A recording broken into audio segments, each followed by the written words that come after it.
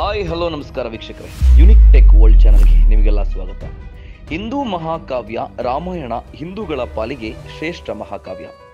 ಪ್ರಾಚೀನ ಭಾರತದ ಪ್ರಮುಖ ಸಾಹಿತ್ಯ ಕೃತಿಗಳಲ್ಲೊಂದಾದ ರಾಮಾಯಣವು ಭಾರತ ಉಪಖಂಡದ ಕಲೆ ಮತ್ತು ಸಂಸ್ಕೃತಿಯ ಮೇಲೆ ಆಳವಾದ ಪ್ರಭಾವ ಬೀರಿದೆ. ರಾಮಾಯಣ ನೈಜ ಕಥೆಯಾದರೆ ಇನ್ನು ಕೆಲವರಿಗೆ ಕಾಲ್ಪನಿಕ ಕಥೆ. ರಾಮಾಯಣ ನಡೆದಿದೆ ಎನ್ನುವ ಸಾಕ್ಷಿಗಳ ಬಗ್ಗೆ ಹೇಳುತ್ತೇನೆ ಕೇಳಿ. ಈ ಸಾಕ್ಷಿಗಳು ಕೂಡ ಪುರಾಣದಲ್ಲಿವೆ. ರಾಮಾಯಣದಲ್ಲಿ ಸೀತೆಯನ್ನ ಹುಡುಕಿಕೊಂಡು ಸಮುದ್ರದ ಮೂಲಕ ಲಂಕಾ ನಾಡಿಗೆ ಹೋಗುತ್ತಾನೆ. ಅಲ್ಲಿ ಕೆಲ ಕಾರಣಗಳಿಂದ ಹನುಮಂತ ವಿಶ್ವರೂಪವನ್ನ ತಾಳುತ್ತಾನೆ. ವಿಶ್ವರೂಪ ತಾಳಿದಾಗ ಕಾಲಿನ ಹೆಜ್ಜೆ ಗುರುತು ಹಾಗೆ ಉಳಿಯುತ್ತದೆ. ರಾಮಾಯಣ ನಡೆದಿಲ್ಲ ಅನ್ನೋರಿಗೆ ಇದು ಪ್ರಮುಖ ಸಾಕ್ಷಿಯಾಗಿದೆ. ಇದು ಇತ್ತೀಚಿನ ವರ್ಷಗಳಲ್ಲಿ ಶ್ರೀಲಂಕಾದಲ್ಲಿರುವ ಹನುಮನ ಹೆಜ್ಜೆ ಗುರುತು ಮತ್ತೆ ಸುದ್ದಿಯಲ್ಲಿತ್ತು. ಅನೇಕ ಮಂದಿ ರಾಮಾಯಣ ನಡೆದಿರುವ ಬಗ್ಗೆ ಅನುಮಾನ ಪಡುತ್ತಾರೆ. ಇನ್ನು ಕೆಲವರು ರಾಮಾಯಣ ನಡೆದಿದೆ ಎಂದು ನಂಬುತ್ತಾರೆ. ರಾಮಾಯಣ ನಡೆದಿದೆ ಎಂದು ಹೇಳುವ ಸಾಕ್ಷಿಗಳ ಬಗ್ಗೆ ಮಾಹಿತಿ ನೀಡುತ್ತೇನೆ ನೋಡಿ. ಮೊದಲ ಸಾಕ್ಷಿ ನೋಡುವುದಾದರೆ, ನಿಮಗೆಲ್ಲ ಗೊತ್ತಿರುವ ಹಾಗೆ ಹನುಮಂತನ ಬಾಲಕ್ಕೆ ಬೆಂಕಿ ಹಚ್ಚಿದಾಗ ಆ ಬೆಂಕಿಯಿಂದ ಲಂಕಾದ ಅರ್ಧದಷ್ಟು ಅರಮನೆಗಳನ್ನ ಸುಟ್ಟು ಹಾಕಿದ್ದಾನಂತೆ. ಇದಕ್ಕೆ ಲಂಕಾದ ಪ್ರದೇಶವೊಂದರಲ್ಲಿ ಇಂದಿಗೂ ಬೂದಿಯಂತಹ ಮಣ್ಣು ಸಿಗುತ್ತದೆಯಂತೆ. ಇದೆಲ್ಲ ನೋಡಿದಾಗ ರಾಮಾಯಣ ಚರಿತ್ರೆಯಲ್ಲಿ ನಡೆದ ನೈಜ ಘಟನೆ ಅನಿಸುತ್ತದೆ. ಎರಡನೇ ಸಾಕ್ಷಿ ಏನೆಂದ್ರೆ, ರಾಮ ಮತ್ತು ರಾವಣ ನಡುವೆ ಯುದ್ಧ ನಡೆದಾಗ ರಾವಣ ತನ್ನ ಸೈನ್ಯವನ್ನು ಬಲಶಾಲಿ ಆನೆಯನ್ನು ಬಳಸುತ್ತಾನೆ. ವಿಜ್ಞಾನಿಗಳು ಅಲ್ಲಿ ಪುರಾತನ ಕಾಲದ ಸಂಶೋಧನೆ ನಡೆಸಿದ್ದಾರೆ. ಆಗಿನ ಮತ್ತು ಈಗಿನ ಕಾಲದ ಆನೆಗಳ ದೇಹವನ್ನು ಪರಿಶೀಲಿಸಿದಾಗ ಇದು ಈಗಿನ ಕಾಲದ ಆನೆಗಳಲ್ಲ ಅನ್ನೋದು ಗೊತ್ತಾಗಿದೆ. ಆಗಿನ ಕಾಲದ ಆನೆಗಳು ಬಲಶಾಲಿ ಮತ್ತು ಎತ್ತರವಿದ್ದವು. ಸೀತೆಯನ್ನು ಅಪಹರಿಸಿ ರಾವಣ ಕರೆದುಕೊಂಡು ಹೋಗಲು ಆಗುವುದಿಲ್ಲ. ಅದಕ್ಕೆ ಸೀತೆ ಒಪ್ಪಿರಲಿಲ್ಲ. ಆಗ ಸೀತೆಯನ್ನು ಅಶೋಕವನಕ್ಕೆ ಕರೆದುಕೊಂಡು ಹೋಗುತ್ತಾನೆ. ಸೀತೆ ಒಂದು ಮರದ ಕೆಳಗೆ ಕೂತಿರುತ್ತಾಳೆ. ಇಲ್ಲಿ ಅಚ್ಚರಿ ಪಡುವ ವಿಚಾರವೆಂದರೆ, ಆ ಮರ ಈಗಲೂ ಇದೆಯಂತೆ. ಅಚ್ಚರಿ ಎಂದರೆ ಆ ಮರ ಈಗಲೂ ಇದ್ದು ಜನ ಮರ ನೋಡಲು ಬರುತ್ತಾರಂತೆ. ಈಗ ರಾವಣನ ರಾಜಭವನ ನೋಡುವುದಾದರೆ, ಶ್ರೀಲಂಕಾದ ಭೂಗರ್ಭದಲ್ಲಿ ವಿಜ್ಞಾನಿಗಳು ಸಂಶೋಧನೆ ಮಾಡುವಾಗ ಪರ್ವತದ ಮೇಲೆ ಕೋಟೆ ಇರುವುದನ್ನು ಪತ್ತೆ ಮಾಡಿದ್ದಾರೆ. ಪ್ರಾಚೀನ ಗ್ರಂಥಗಳಲ್ಲೂ ಈ ಬಗ್ಗೆ ವಿವರಣೆ ಇದೆ. ರಾಮ ವನವಾಸದಲ್ಲಿ ಅಯೋಧ್ಯೆಯನ್ನು ಬಿಟ್ಟು ಹೋಗುತ್ತಾನೆ.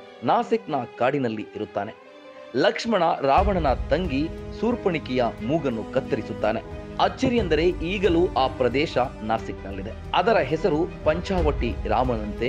ರಾವಣ ಶಿವನ ಭಕ್ತನಾಗಿದ್ದಾನೆ. ರಾವಣ ಶಿವನ ದೇವಸ್ಥಾನ ಕಟ್ಟಿಸಿದ್ದಾನೆ. ಈ ದೇವಸ್ಥಾನದ ಹೆಸರು ಕಲ್ಯಾಣೇಶ್ವರ ದೇವಸ್ಥಾನ ಎಂದು ಕರೆಯುತ್ತಾರೆ. ಇಲ್ಲಿ ರಾಮ ಮತ್ತು ರಾವಣ ಇಬ್ಬರನ್ನು ಪೂಜಿಸಲಾಗುತ್ತದೆ. ಸೀತೆಯ ತಂದೆಯ ಹೆಸರು ಜನಕ ಎಂಬುದು ನಿಮಗೆ ಗೊತ್ತು. ನೇಪಾಳಕ್ಕೆ ಹೋದರೆ ಅಲ್ಲಿ ಜಮಕ್ಪುರ್ ಎಂಬ ಹಳ್ಳಿ ಇದೆ. ಇಲ್ಲಿ ರಾಮ ಸೀತೆ ಮದುವೆಯಾದ ಸ್ಥಳವನ್ನು ನೋಡಬಹುದಾಗಿದೆ. ರಾಮ ರಾವಣನನ್ನು ತನ್ನ ಬಾಣಗಳಿಂದ ಸಂಹರಿಸುತ್ತಾನೆ. ಹಿಂದೂ ಧರ್ಮದ ಪ್ರಕಾರ ಬ್ರಾಹ್ಮಣನ ಕೊಲ್ಲುವುದು ಮಹಾಪಾಪ. ಈ ಪಾಪದಿಂದ ಮುಕ್ತನಾಗಲು ರಾಮ ಶಿವನನ್ನು ಆರಾಧಿಸುತ್ತಾನೆ. ಆಗ ಶಿವನು ಪ್ರತ್ಯಕ್ಷನಾಗಿ ಪಾಪದಿಂದ ವಿಮುಕ್ತನಾಗಲು 4 ಶಿವಲಿಂಗಗಳನ್ನು ಪೂಜಿಸಬೇಕೆಂದು ಹೇಳುತ್ತಾನೆ. ಸೀತೆ ಒಂದು ಶಿವನ ಲಿಂಗವನ್ನು ತಯಾರಿಸಲಾಗುತ್ತೆ. ಹನುಮ ಹಿಮಾಲಯದಿಂದ 2 ಶಿವಲಿಂಗವನ್ನು ತರುತ್ತಾನೆ. ಮತ್ತೆ ರಾಮ ಶಿವಲಿಂಗವನ್ನು ತಯಾರಿಸುತ್ತಾನೆ. ರಾಮ ತಯಾರಿಸಿದ ಶಿವಲಿಂಗಕ್ಕೆ ಈಗಲೂ ದಿನನಿತ್ಯ ಪೂಜೆ ಪುರಸ್ಕಾರಗಳು ನಡೆಯುತ್ತವೆ. ರಾಮಾಯಣ ಪ್ರಕಾರ ಅಪಹರಿಸಲ್ಪಟ್ಟಿದ್ದ ಸೀತೆಯನ್ನ ಹುಡುಕಲು ಹೋದಾಗ ರಾಮನಿಗೆ ಹನುಮನ ಪರಿಚಯವಾಗುತ್ತೆ. ಅಂದಿನಿಂದ ರಾಮ ಹನುಮನ ಸ್ನೇಹ ಗಟ್ಟಿಯಾಗುತ್ತೆ. ಹನುಮ ರಾಮನ ಜೊತೆ ಇರುತ್ತಿದ್ದ. ಜೊತೆಗಿದ್ದ ಸ್ಥಳಗಳೆಲ್ಲ ದೇವಸ್ಥಾನಗಳಾಗಿವೆ. ಆ ಸ್ಥಳಗಳ ಬಗ್ಗೆ ರಾಮಾಯಣದಲ್ಲೂ ಉಲ್ಲೇಖ ಇದೆ. ರಾವಣ ಸೀತೆಯನ್ನು ಅಪಹರಿಸಿ ಲಂಕೆಯ ಅಶೋಕವನಕ್ಕೆ ಹೋಗುವ ಮುನ್ನ ರಾವಣ ಸೀತೆಯನ್ನು ಗುಹೆಗೆ ಕರೆದುಕೊಂಡು ಹೋಗುತ್ತಾನೆ. ಇಲ್ಲಿ ಅಚ್ಚರಿ ಎಂದರೆ ಆ ಗುಹೆ ಈಗಲೂ ಇದ್ದು ಹಾವಿನ ಆಕಾರದಲ್ಲಿ ಇದೆ. ಗುಹೆಯಲ್ಲಿ ಕೆಲ ಚಿತ್ರಗಳಿವೆ. ಇದು ರಾಮಾಯಣ ನಡೆದಿದೆ ಅನ್ನೋದಕ್ಕೆ ಮತ್ತೊಂದು ಸಾಕ್ಷಿಯಾಗಿದೆ. ಸೀತೆ ಎಲ್ಲಿದ್ದಾಳೆ ಅಂತ ಗೊತ್ತಾದಾಗ ರಾಮ ತನ್ನ ಸೈನ್ಯದೊಂದಿಗೆ ಹೊರಡುತ್ತಾನೆ. ಲಂಕೆಗೆ ಬರುವಾಗ ಸಮುದ್ರ ಎದುರಾಗುತ್ತೆ. ಇದರಿಂದ ದಾಟಿ ಹೋಗಲು ಕಲ್ಲಿನ ಮೇಲೆ ರಾಮನ ಹೆಸರು ಬರೆದು ಆ ಕಲ್ಲನ್ನ ಸಮುದ್ರದ ಮೇಲೆ ಹಾಕ್ತಾರೆ. ಆಗ ಆ ಕಲ್ಲು ಸಮುದ್ರದ ಮೇಲೆ ಮುಳುಗದೆ ತೇಲುತ್ತೆ. ಈಗ ಅದನ್ನ ರಾಮ ಸೇತು ಅಂತ ಕರೆಯಲಾಗುತ್ತಿದೆ. ಈಗಲೂ ಈ ಕಲ್ಲುಗಳಿವೆ. ವಿಜ್ಞಾನಿಗಳ ಪರಿಶೋಧನೆಯಲ್ಲಿ ಆ ಕಲ್ಲು ರಾಮಾಯಣದ ಕಲ್ಲುಗಳು ಎಂದು ಗೊತ್ತಾಗುತ್ತೆ. ಲಕ್ಷ್ಮಣ ಮೂರ್ಛೆ ಬಂದು ಸಂಜೀವಿನಿಗಾಗಿ ಹನುಮಂತ ಹಿಮಾಲಯದಿಂದ ಬೆಟ್ಟವನ್ನೇ ತರುತ್ತಾನೆ.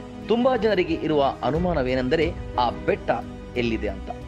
ಹನುಮಂತ ತಂದ ಪರ್ವತವನ್ನು ದ್ರೋಣಗಿರಿ ಪರ್ವತ ಅಂತ ಕರೆಯಲಾಗುತ್ತದೆ. ಲಂಕಾದವರ ಪ್ರಕಾರ ಇದೇ ಪರ್ವತವನ್ನು ಹನುಮಂತ ಹಿಮಾಲಯದಿಂದ ತಂದಿದ್ದಾನಂತೆ. ರಾವಣ ಸೀತೆಯನ್ನು ಅಪಹರಿಸುವಾಗಿ ಜಟಾಯು ಎದುರಾದನಂತೆ. ಆದರೆ ಜಟಾಯು ರಾವಣನನ್ನು ತಡೆಯುವಲ್ಲಿ ವಿಫಲನಾಗುತ್ತಾನೆ. ನಂತರ ರಾವಣ ಜಟಾಯುನನ್ನ ಸಾಯಿಸಿ ಬಿಡುತ್ತಾನೆ. ಜಟಾಯು ಸತ್ತ ಜಾಗದಲ್ಲಿ ದೇವಸ್ಥಾನ ಕಟ್ಟಿಸಲಾಗಿದೆ. ಈ ದೇವಸ್ಥಾನದ ಹೆಸರು ಲೇಪಾಕ್ಷಿ ಮಂದಿರ. ರಾಮಾಯಣಕ್ಕೆ ಇದು ಪೂರಕ ಸಾಕ್ಷಿಯಾಗಿದೆ. ರಾಮ ರಾವಣನನ್ನು ಸಂಹರಿಸಿದ ನಂತರ ಸೀತೆ ತಾನು ಪವಿತ್ರೆಯಾಗಿದ್ದಾಳೆ ಸಾಬೀತುಪಡಿಸಲು ಅಗ್ನಿ ಸಾಕ್ಷಿಯನ್ನು ಇಡಲಾಗುತ್ತದೆ. ಹೀಗೆ ಅಗ್ನಿ ಪರೀಕ್ಷೆ ನಡೆಸಿದ ಸ್ಥಳ ಈಗಲೂ ಇದೆ. ಸೀತಾ ವರಿಂಫುಲ್ಲಾ ಎಂದು ಕರೆಯಲಾಗುತ್ತದೆ. ರಾಮಾಯಣದಲ್ಲಿ ಸೀತೆಯನ್ನ ಹುಡುಕಲು ಸಮುದ್ರ ದಾಟಿ ಲಂಕೆಗೆ ಹೋಗುತ್ತಾನೆ. ಅಲ್ಲಿ ಕಾರಣಾಂತರಗಳಿಂದ ವಿಶ್ವರೂಪ ತಾಳುತ್ತಾನೆ. ಆ ಸಮಯದಲ್ಲಿ ಹನುಮಂತನ ಹೆಜ್ಜೆ ಗುರುತು ಹಾಗೆ ಉಳಿಯುತ್ತೆ. ಇದನ್ನು ನೀವು ಕೇಳಿರುತ್ತೀರಿ, ಆದರೆ ಇದನ್ನು ನಂಬುವುದಿಲ್ಲ. ನಿಮಗೆ ನಂಬಿಕೆ ಇಲ್ಲ ಅಂದ್ರೆ ಈ ಫೋಟೋ ನೋಡಿ. ಲಂಕಾದ ಕಲ್ಲು ಬಂಡೆ ಮೇಲೆ ಈಗಲೂ ಹನುಮನ ಹೆಜ್ಜೆ ಗುರುತು ಹಾಗೆ ಇದೆ.